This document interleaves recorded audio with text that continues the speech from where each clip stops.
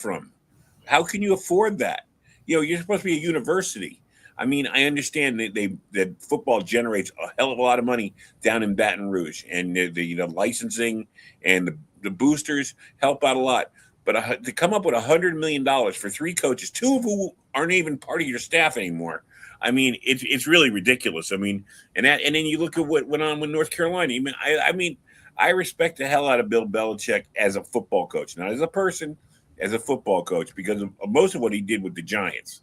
And then you had to admire what he did for the Patriots. But I mean, the boys going off the deep end, and what North Carolina, they sold their soul for a bill of goods so far, between the scandal of his 25-year-old girlfriend coming in, which I know that's nobody's business, and God bless him, man. If I could get a 25-year-old girlfriend, I'd do it.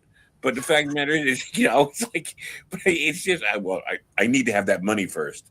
But anyways, it's just like, it's what, and not, and the universities we're talking about right now aren't in close to getting a national championship right now. Well, and it is other people's business when she's involved in his job. This woman has an office at the athletics facility. This woman is getting copied on every email from the athletics director, from the president of the university. Then it is becoming everybody's business, because these are public institutions that are funded by tax money. So, we can do a public records request and see what's going on behind closed doors, because this doesn't seem right. And then, today he fires Freddie Kitchens and throws him under the bus. Is it Freddie Kitchens' fault that UNC went 4-8, or is it Bill Belichick's fault that they went 4-8? I think it's Bill Belichick's fault. And this is a big problem. These guys cry wolf, saying they don't have enough money to pay the players, and they don't have enough money to do recruiting, and they don't have enough money to pay their staffs.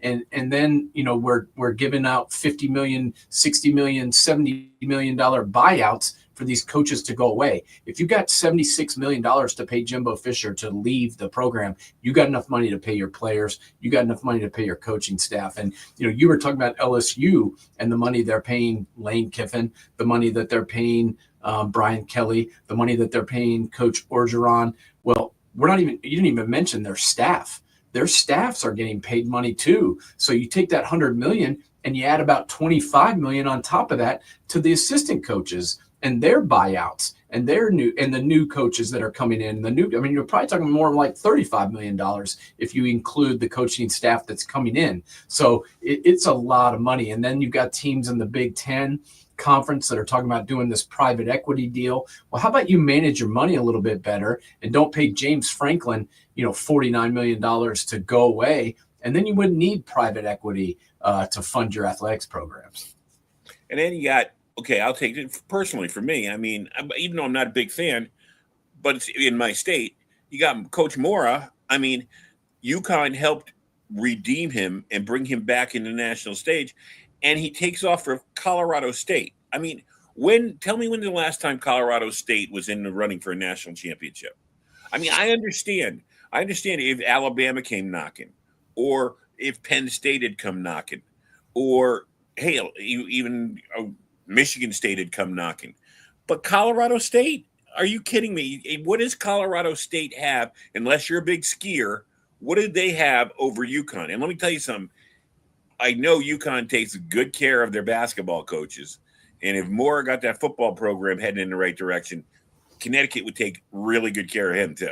So I'll tell you what they have. They have conference money. I mean, they're in a conference. Connecticut football is not in a conference right now, and they're not sharing revenue with other programs. Whereas Colorado State, although not in the Big Ten or not in the SEC, they are in a conference and are getting money paid out from any of these bowl games that their conference teams get. So, I think that's where they have the ability to pay him more money. And, I'm not going to get mad at him when look at Lane Kiffin. He left his team that's headed to go play for the national championship to go get more money. So if we really want to point the finger, we can point the finger at all these guys, but there's no accountability for any of these dudes.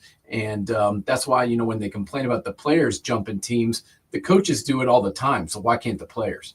I was about to say that. I mean, I was totally against the players getting paid, but I mean, this is a great reason why they have to get paid, because they are really the people out there, risking their life and limb, and these coaches are just collecting money like crazy. So it's really, really, but it really shows how dirty the NCAA is. At certain points, it is just so dirty you can't even feel sorry for it. But let's talk Right. about the signing the two Big Ten schools. I want to talk about, first of all, Matt Fitzgerald getting another chance with Michigan State. We talked about it a little bit on the phone last night, and I'm really intrigued because what he did with Northwestern, where I don't know if Northwestern enforces their supposed academics more than other Big Ten universities, but he had trouble getting the top level people to go there.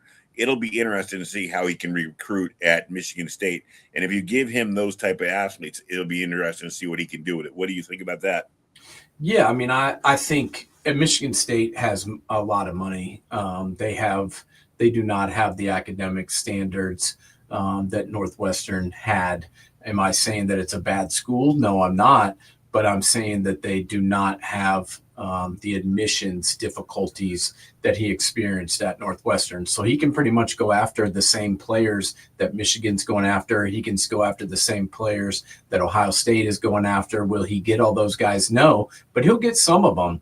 And if you look back, just, recent history, Mel Tucker, came in for a year there and won a big heap of football games. Then he got the huge contract, and the next year it didn't go so well. So then they, I think sabotaged him and fired him. I mean, we could get into that on a whole nother show, but it can be done there at that school. Look at Mark D'Antonio and the job he did at Michigan State, winning two Big Ten championships and making the college football playoff, the 4-team college football playoff one time, maybe twice.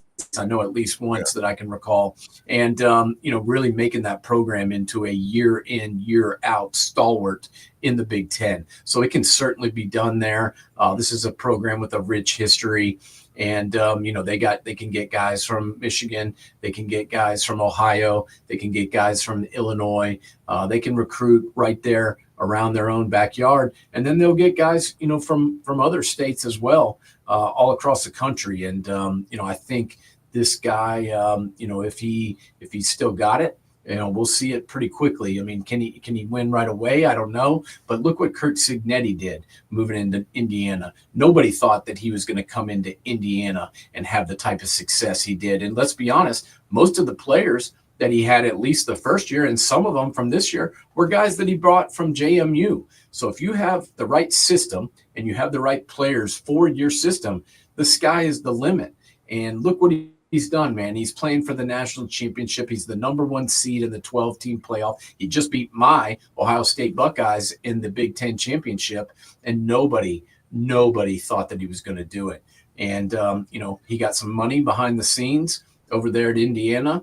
And once he started winning some games, he got more money and more money and more money. And now, there's no telling how far he can take this Indiana program because right now they're the best team in all of college football. And another guy, Matt Campbell, moving on from Iowa State to Penn State. Always liked him down at Iowa State. I thought he did a good job. Hard recruiting place there.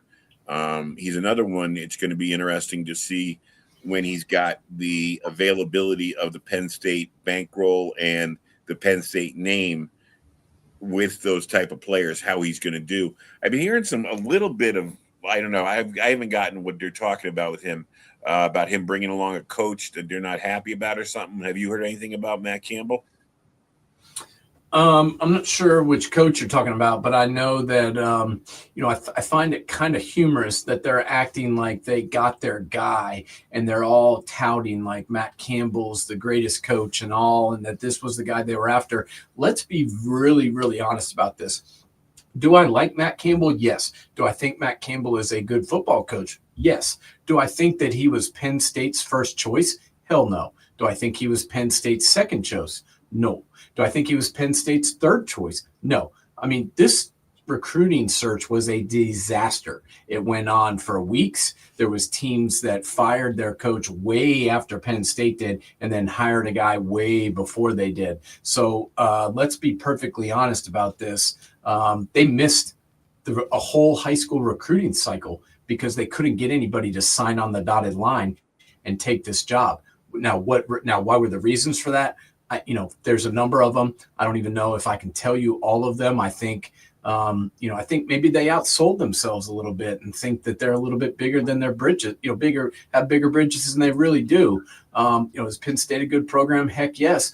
But look how they treated a coach who won 10, 11 games every year there. They fired him in the middle of the season, embarrassed him, acted like he didn't do anything to help their university, and then just thought somebody was going to jump on board and win them a title right away. Coaches see how you treat other coaches, and they take heart in that. So we'll see how he does. It's going to be tough with no recruits. Basically, he has 2 recruits from high school for this year, so he's going to have to hit the portal hard, and that is not something that Campbell has been. He doesn't like to do that. No, and he hasn't shown the ability to do that, and he's going to have to bring in somebody that can help him navigate the portal, because he's going to have to bring in a whole ton of dudes. Maybe he can get all the players from Michigan. I don't know, but he's going to have to figure a way to salvage this first season. Or let me tell you, this first season could be a disaster. All right, I'm going to switch to the NFL now. Did you watch the Tampa Bay game last night? I did. All right, I want to just give me a second here because I got to remember the whole situation. I want to first say that I thought Todd Bowles got a shitty send-off from the Jets. The whole thing was they brought in Sam Darnold, forced him to use Darnold before he was ready. That team could have been a little bit better that year if they had started with Teddy Bridgewater and eventually went to Sam Darnold. I think that's always been my impression of that. So I thought he got bad send-off there. I thought he's done pretty good last night. He's done pretty good in Tampa Bay, winning division titles. But last night was a perfect example of a Todd Bowles situation. Why are you throwing the ball on second down when you're trying to run out the clock and preserving time for I can't even think of the team they play for the other team Falcons. last night. The Falcons. Falcons. Why? That was the dumbest second down throw I've ever seen. If they ran the ball, they would have gone down to the 2-minute warning. They would have run another play at least. You would have given them back the ball with at least a minute less than they gave them back the ball with. What did you think about that play? I didn't love the play calling at the end of the game for sure. But my biggest issue was the Tampa Bay defense. I mean, you're talking about a Kirk Cousins quarterback, and Kirk Cousins who's struggled mightily this year. I don't know if he's been showing his age, if he's been showing the wear and tear on his body, but he's looked like absolute trash for most of the season that he's played. Kyle Pitts is a guy that the team was discussing just moving on from and releasing after this season. Both those guys had astronomical numbers last night. Pitts went for 11 catches for 166 yards and 3 touchdowns. Kirk Cousins threw for almost 400 yards and 3 touchdowns. Bijan Robinson ran for 5 yards a carry. I mean, this did not look like a Tampa Bay defense that we are used to seeing. And this has been an issue for the last few weeks. This isn't just this one game. I mean, obviously this game was amplified because it was on prime time, and this was a game where they're playing for their division and the Falcons are playing for nothing. But, this is a team that Tampa Bay started 5-1, and now they're 7-7, and they're 3-4 at home. They've got serious issues with their defense. I haven't really liked the moves they've made in free agency. I haven't liked a lot of their draft picks haven't hit, and it's starting to show on this defense. And I think that's one of the issues. But the play calling, I wasn't a real fan of, and I think that may have cost them. But you've got to be able to get a stop in this league, and they could not do it last night when they needed to most. Totally agree with you there. And the other thing about it is, like you talked about Kirk Cousins is anchored in the pocket. It's not like he can run out of the way. So did you see any blitzes?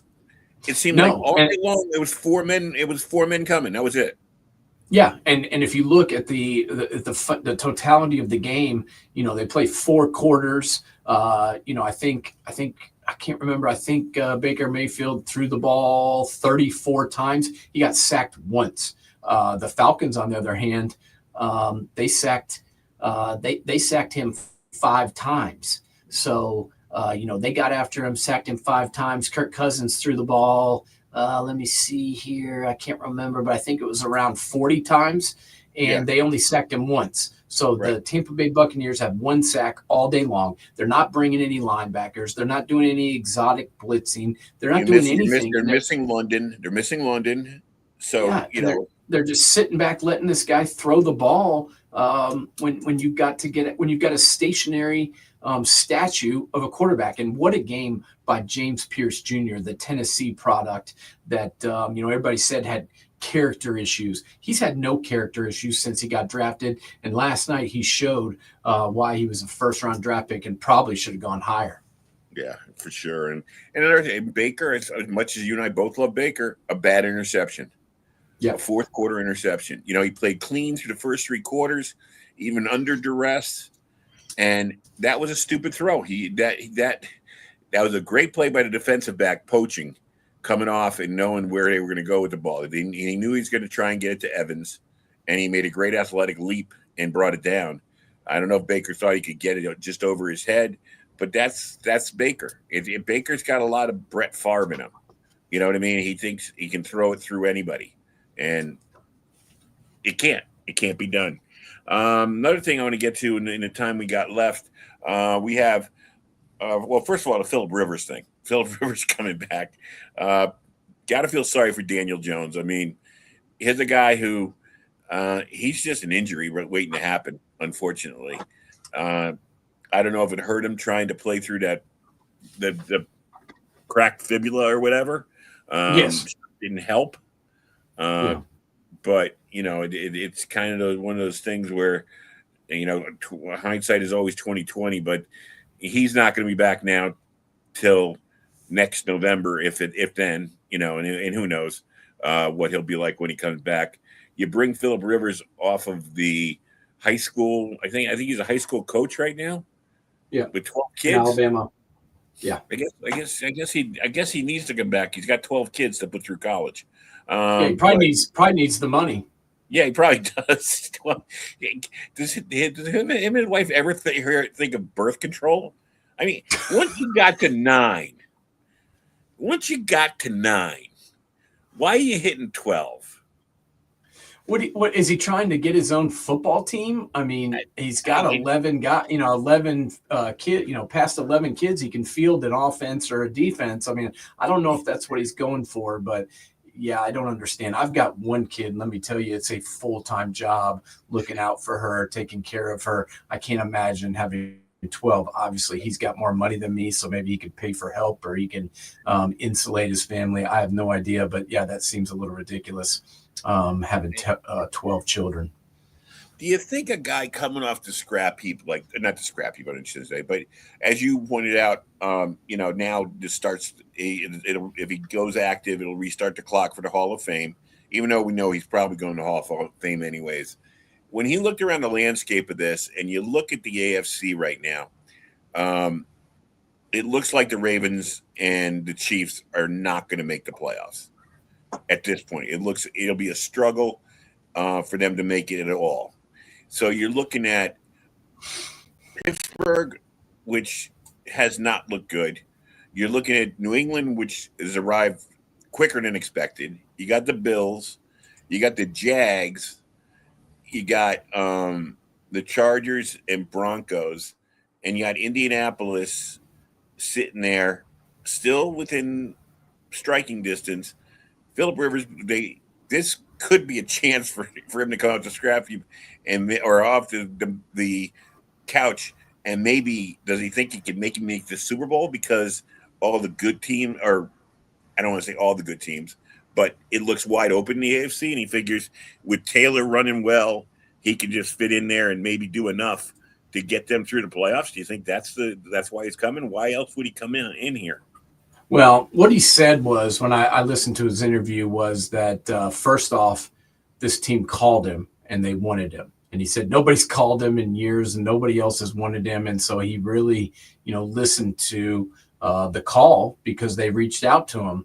Also, his relationship. He knows Shane Steichen. He knows Chris Ballard. He knows the Irsay family. He played there his last year Oh yeah. or two in the NFL. I think it was just one season, but it may have been two. I can't remember. It didn't go really as planned. So I think that's kind of stuck with him, that he wanted to come back and maybe right that.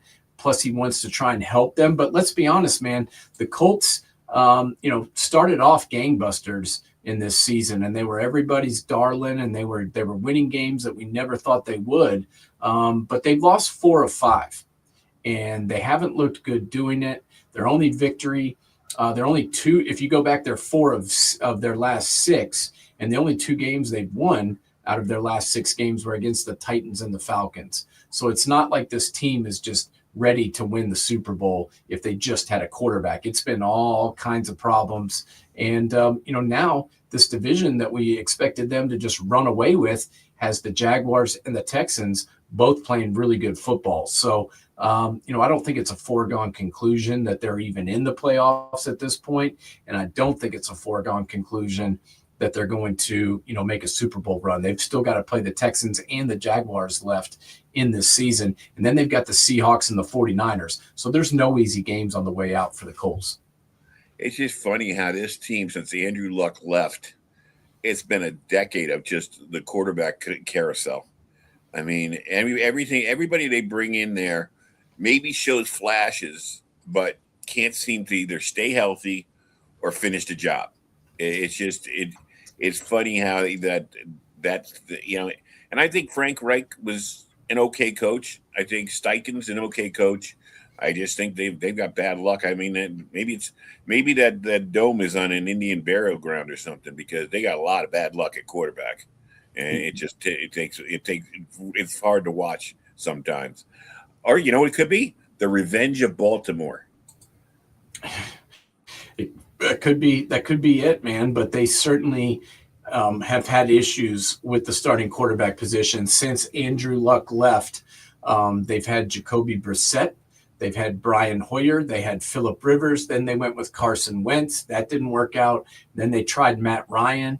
That didn't go well. They had to put in Sam Ehlinger, Nick Foles.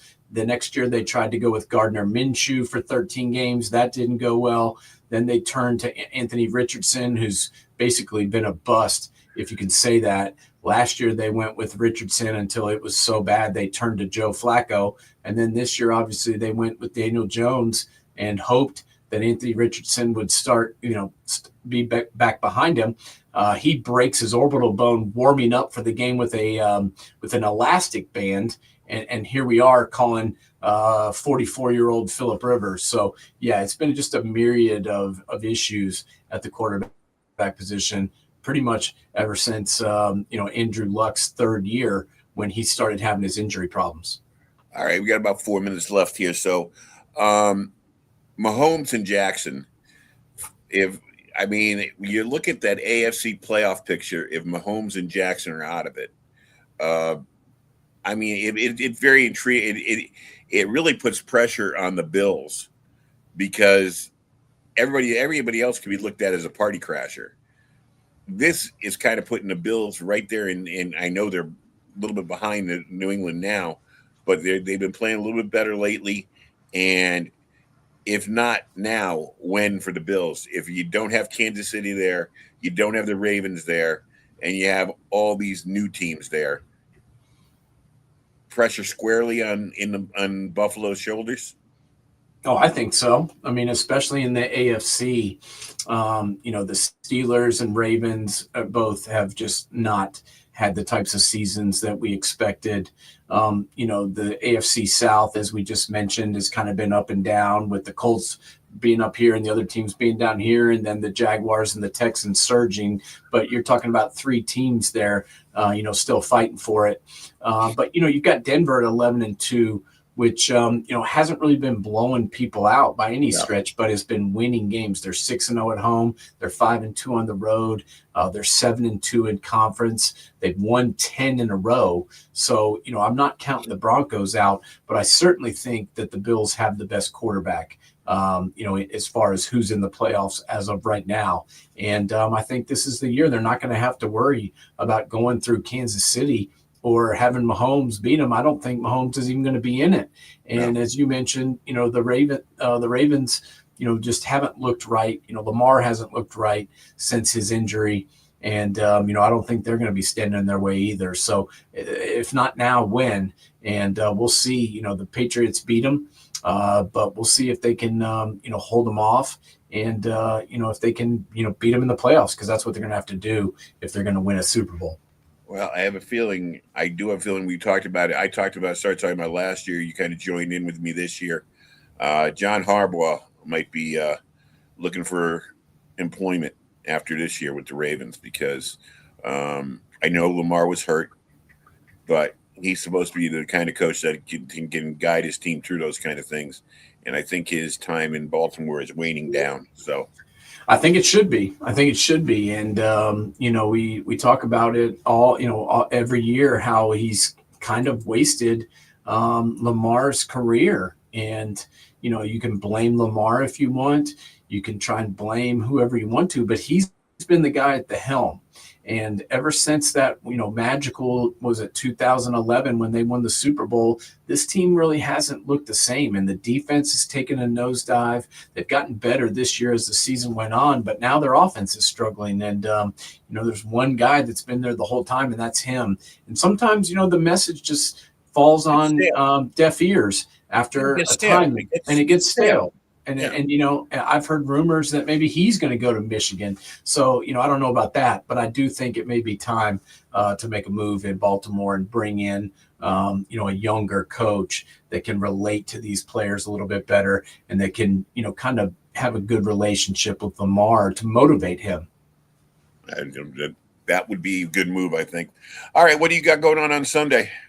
We're going to be, I got a lot to talk about, man. We've got obviously all these new coaches. We've got the, the players that have, going to be in these playoffs. We've got the teams that have been left out. We got the teams that have gotten in. We're going to talk about the college football playoff and who's in, who's out, what these matchups are like. And also, make sure to go to the Ohio podcast, as that is one of my new homes. And we recorded a show today about what it means to be a Michigan man, or what it meant and what it's supposed to mean and what it means now. Back in the Bo Schembechler days. Exactly. And that's kind of where that terminology came from. And obviously that's, that term has taken on a new meaning now with everything that's happened with the Harbaugh era and the Sharon Moore era. So check that out tomorrow on the Ohio podcast. You can find it on YouTube. You can go to Patreon and find the channel. And we've got a show all about what it means to be a Michigan man that'll be airing tomorrow in the afternoon. I'm sure it's a lot of tongue-in-cheek stuff in there too. Yeah, I got some good stuff for you. We filmed it today, and we all discussed what we think it means to be a Michigan man, and what we think they think it means, and what it means now. So tune in for that and check us out, and make sure to subscribe to the Ohio podcast to get all the latest news on the Buckeyes and the Big Ten. All right, my friend. I will check that out tomorrow. You have a good night tonight and a good week. Weekend coming up. We're going to have some short weeks coming up with the Christmas and New Year's. I don't know if we should be able to do Friday. I don't know about what your schedule is. I'm going to be in town. No, we're not going anywhere, and our family isn't coming in because we were all together for the funeral, and they're going to be up in New York. So I'll be around, so we can definitely do the show. And tonight I have to go. Now we have to cut the show a little bit short because we're going to meet Santa. So wish us luck. I'll just tell you a quick story. My parents never got a picture with me on Santa's lap. What? I would throw a fit. To me, he was just like a big fat guy with a big beard. I was like, why do I want to sit on his lap? Well, you got to tell him what you. I told my daughter, you got to tell him what you want, or you're not going to get anything. So she's all about it. I was embarrassed with my family for years at shopping centers all over Connecticut. So I like it. have a good night. All right. See you, bye.